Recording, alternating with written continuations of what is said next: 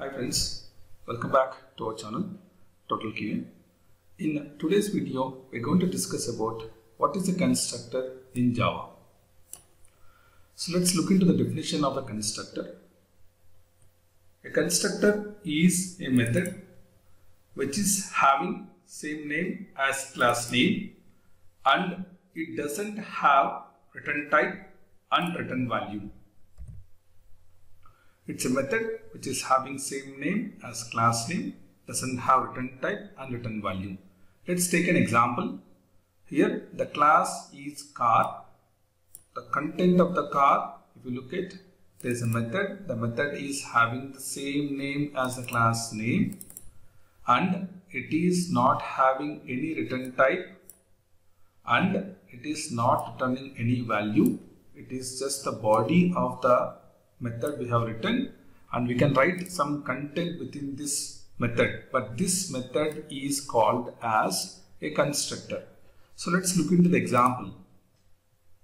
There is a class car. I'm going to create a constructor, public car. This is a constructor. Let me create one more method, public void car. Is this a constructor? No. The reason being it is having a return type. The return value is void here. And also we have a warning here. What is the warning?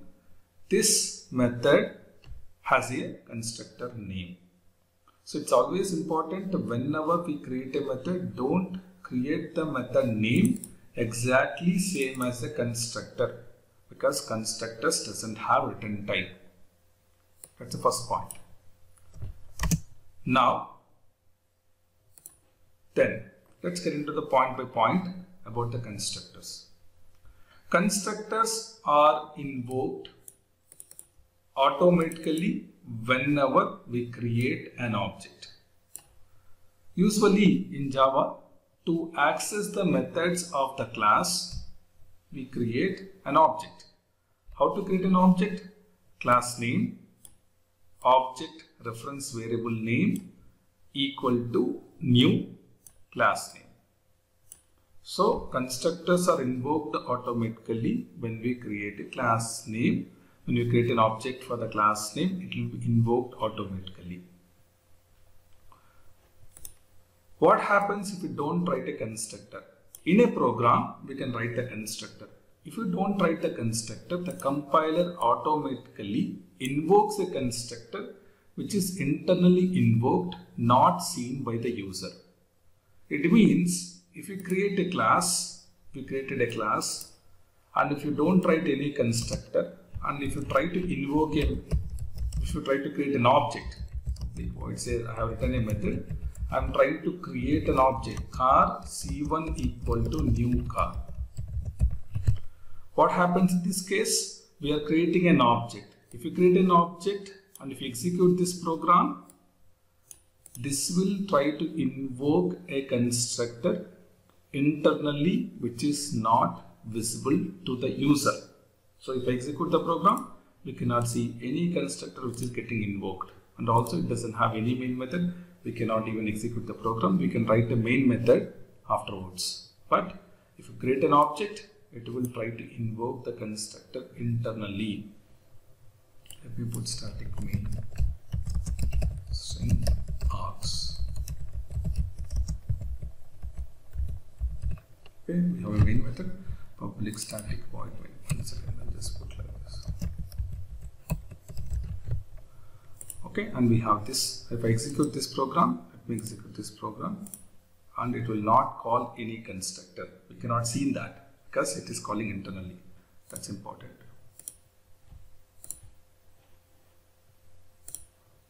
Now, constructors are useful to initialize the variables in the class.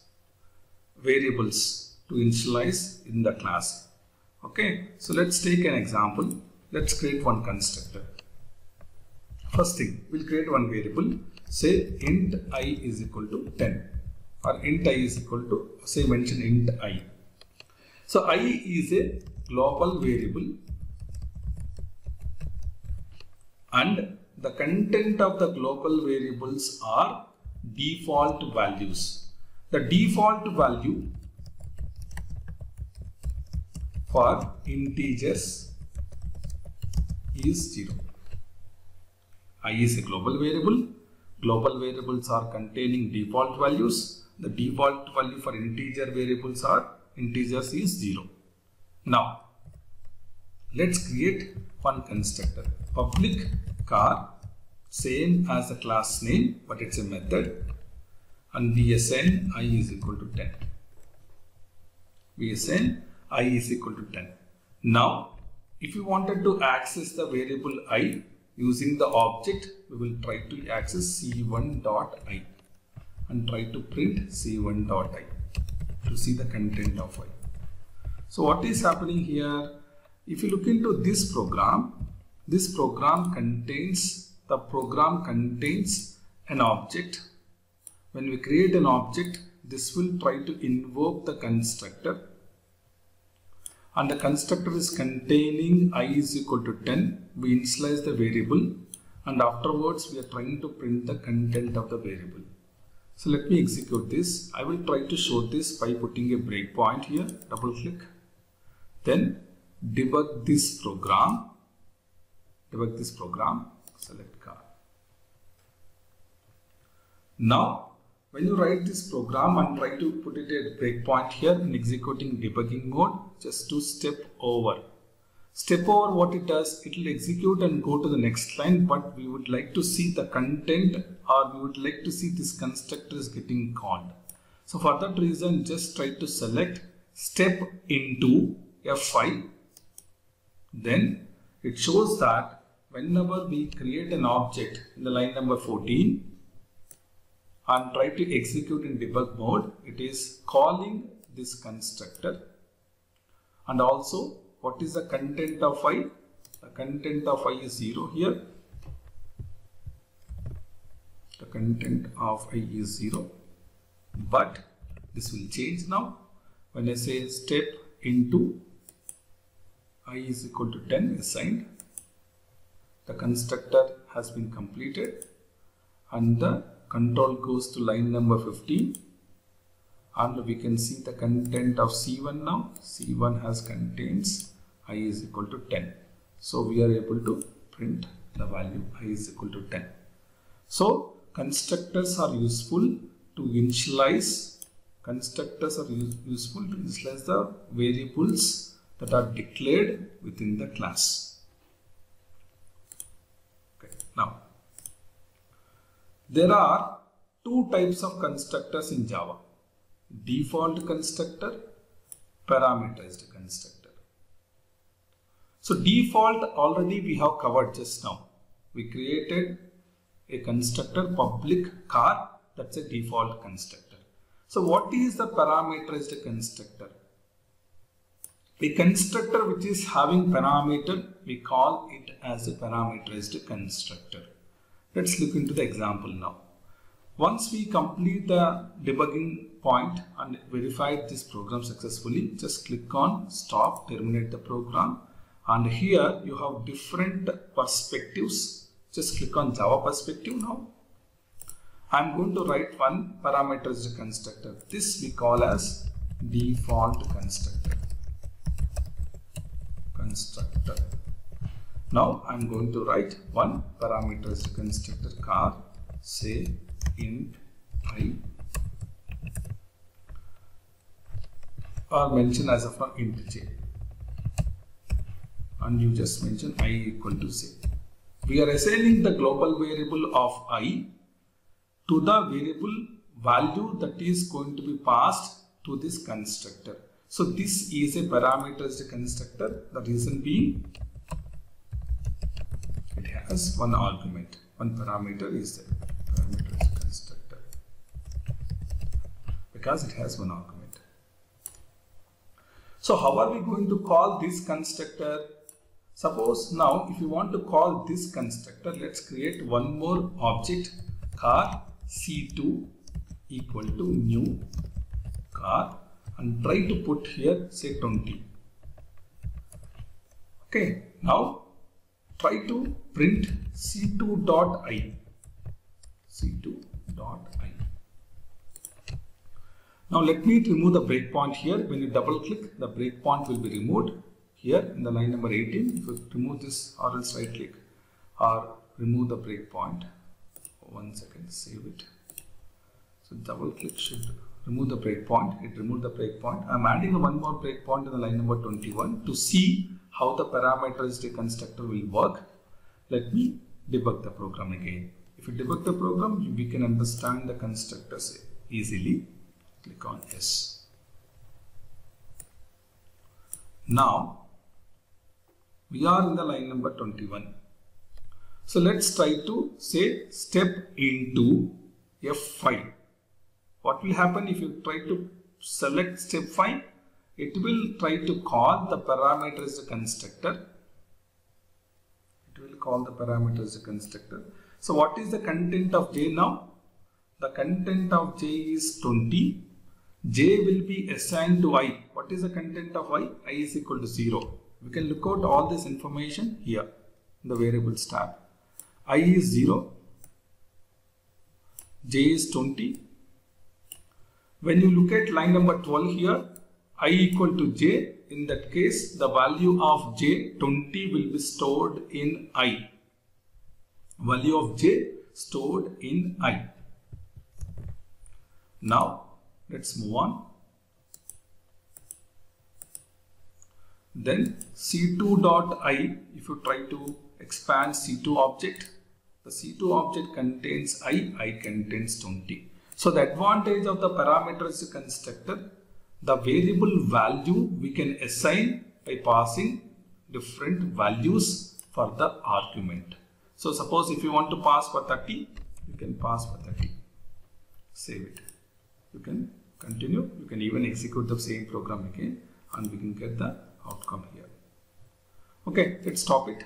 And here we can pass the value. That's objective. Let me change it to Java perspective right now.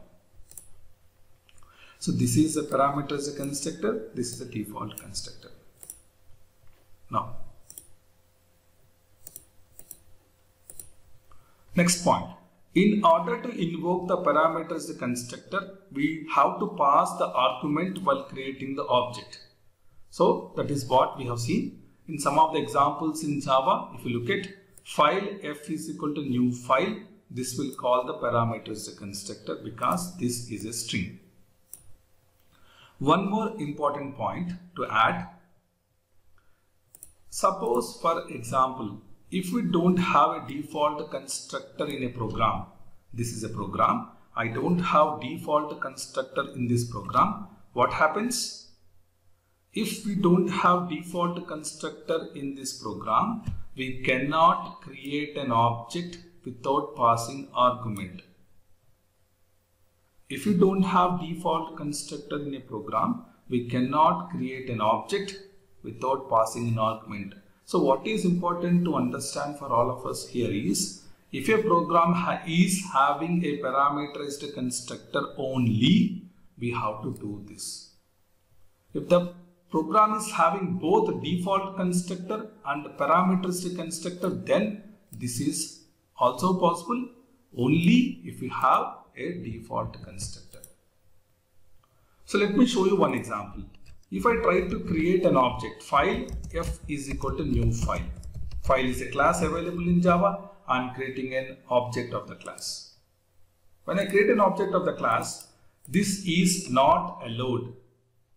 Because why this is not allowed? What is the reason? If you look into the file class, the file class contains, let's try to see the quick outline. Select the file class, right click, select quick outline. If you look at the file class, if you look at the constructors which are available, this is having an argument. This is having an argument. So all the constructors are having an argument, a parameter which is available.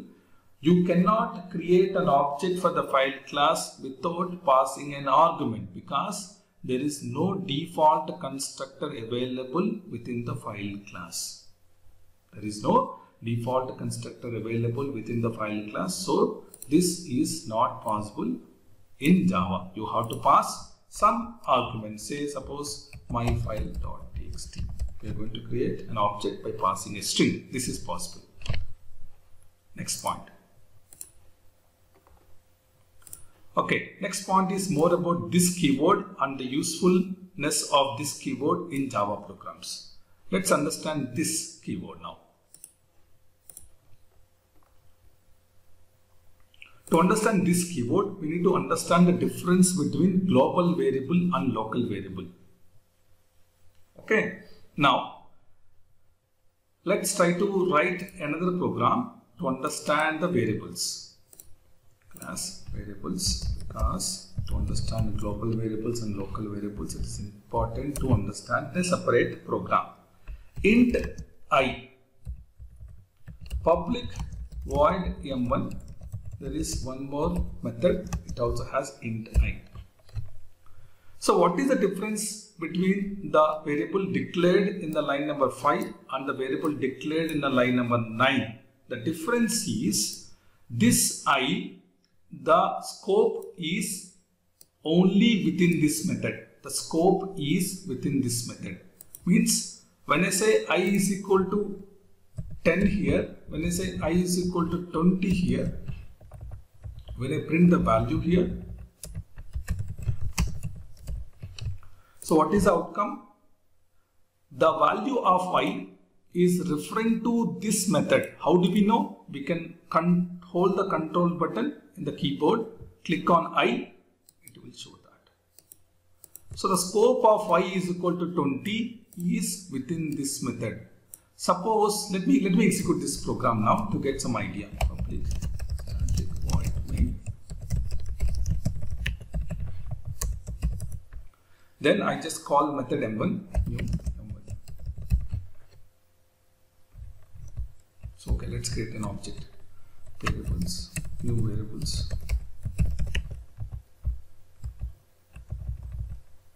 Okay, we call this method. Just focusing on calling this method. When we call this method, what happens? This method will be called and I is equal to 20. Then when you print I value is 20. Let's execute this program now.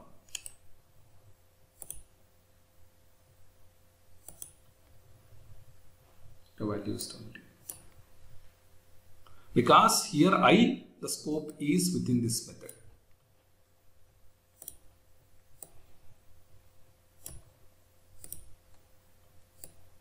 Now, let me try to comment this line. When I comment this line number 9 and execute the program, what is the outcome here?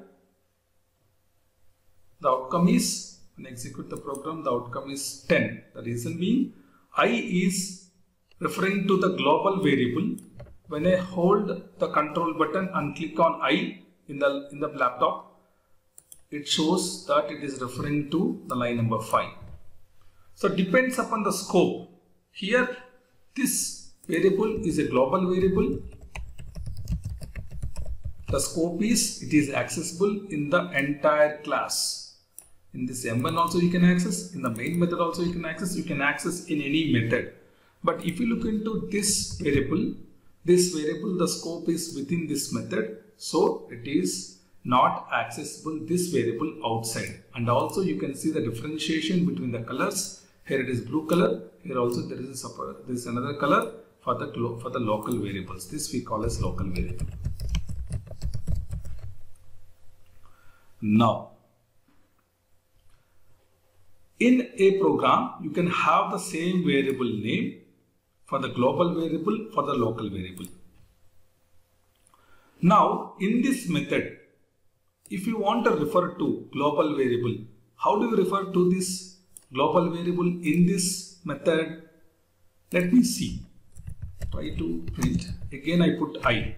When I put I, it is always referring to this I only. It is not referring to this I.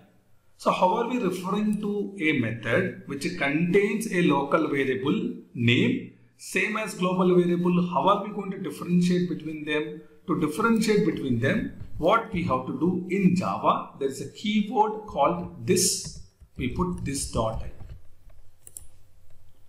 So this dot I reference to this global variable. All the global variables will be stored under this. This refers to the current object, that is variables class object. This dot I reference to 10 here, and I refers to 20. Let me execute this program now. So I reference to 20. This dot I refers to I. We can even check. Hold the control button in the keyboard. Click on I. It will navigate to I.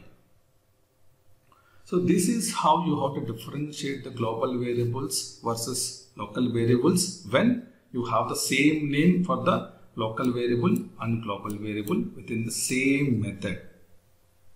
Okay, so this is useful to differentiate between global and local variables which are having same name. Yeah, same thing here. This keyword is useful to distinguish between the global variable and local variables. This is referring to the current object in execution. This dot roll number is equal to roll number. This dot element equal to element. And not only that, suppose for example, you have a parameter as the constructor, public void m1 and int I like this. And this is a local variable. So how are you going to differentiate local variable versus global variable? This dot I reference to the global variable and the right hand side I reference to the local variable. How do we identify that? Hold the control button, click on I. This is reference to line number 13.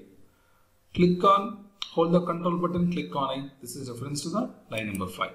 So we can easily differentiate between these two variables which are having same name by using this keyword. Suppose if you want to call this constructor, very simple, new variables. We are creating an object and calling this method m1, just pass say 30 or 40. What happens?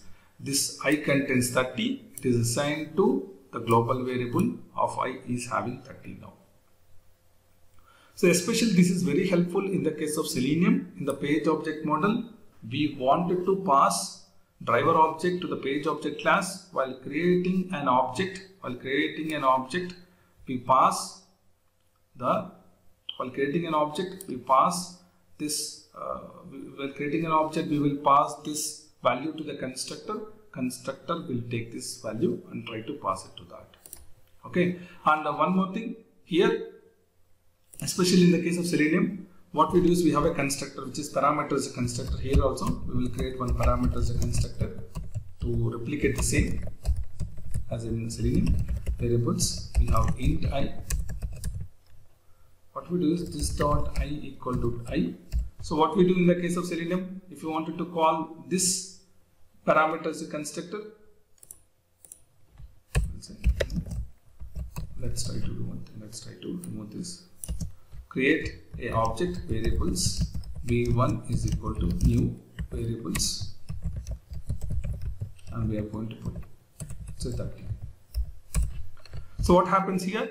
This will try to invoke the parameter as a constructor. I contains 30. This is assigned to the global variable. So it is very important to know how are we going to create parameters as a constructor, how are we going to pass the values, what happens if the global variable name and local variable name is having the same name, how are we going to differentiate using this. So all these points are important from constructor's perspective. So try to focus on constructors and try to remember these points, which will be helpful in real time. So thanks for watching this video. If you like my video, please subscribe.